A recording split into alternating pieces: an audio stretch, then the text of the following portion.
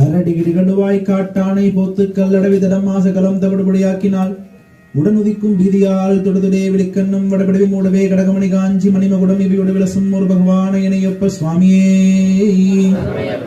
அதான் நம்ம ஃபர்ஸ்ட் விஷயம் என்னன்னா, மணிகண்டன் எப்ப பிறந்தாருன்னு பார்க்கணும் முதல். அதுவே பெரிய ஒரு டவுட் தான் நிறைய பேருக்கு. நம்ம நினைக்கிற மாதிரி இந்த கலியுகத்துல பிறக்கல. ஃபர்ஸ்ட் விஷயம், கலியுகத்துல அவர் பிறக்கல. கலியுகங்கிறது இப்ப நடக்கிற யுகம். மொத்தம் 4 யுகங்கள் இருக்கு. கிருதயுகம், திரேதாயுகம், துவாபர யுகம், கடைசியா கலியுகம். எப்படி நான் சொல்றேன் அப்படின்னா, முதல் விஷயம் மூல புராணம். விக்கிரகத்தை முதல்ல பிரதிஷ்டை பண்ணது பரசுராமர் அப்படின்னா, முதல் பூஜை நடத்தினது அகத்தியர்.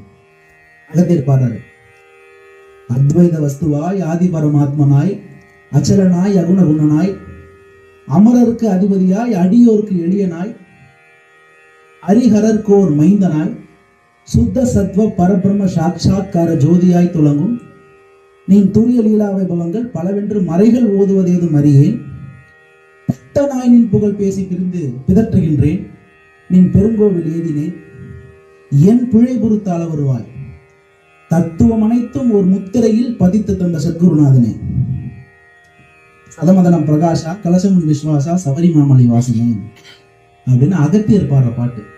அகத்தியர் அப்படிங்கிறவரு நம்ம தமிழ் மொழி எவ்வளவு முனிவர்கள் இருக்காங்க. அகத்தியர் தமிழ்லையும் வடமொழியிலையும் சால சிறந்த ஒரு முனிவர். அவரு சுத்த தமிழ்ல ஐயப்பனுக்காக எழுதின துதி பண்ண சொல்லுவார், சுத்த தமிழ்ல.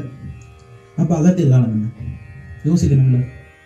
பரசுராமர் பிரதிஷ்டை பண்ணார், பரசுராமரோட காலம் என்ன யோசிக்கணும்ல.